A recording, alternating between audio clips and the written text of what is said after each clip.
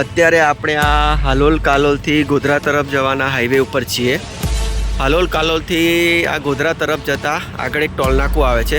Toll નાકાને cross કરી થોડુંક જ આગળ વધતા અહીંયા એક ચમત્કારિક હનુમાનજી દાદાનું મંદિર આવેલું છે, ખડકી ગામ, જેનો આ મંદિર અંદર પ્રવેશવાનો મુખ્ય દ્વાર છે. શ્રી સંકટમોચન હનુમાનજી મંદિર, ખડકી ગામ.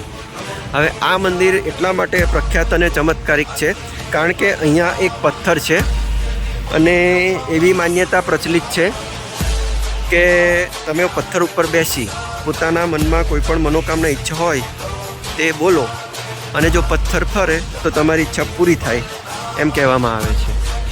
જય શ્રી સંકટમોચન હનુમાનજી મંદિર, જય હનુમાનજી દાદા. અને આ છે આ હનુમાનજી દાદાનું ચમત્કારિક મંદિર.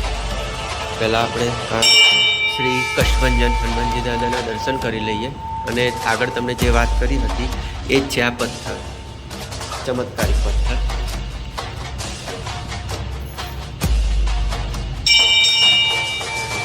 કષ્ટભંજન હનુમાનજી મંદિર, ખડકી, હનુમાન ચાલીસા.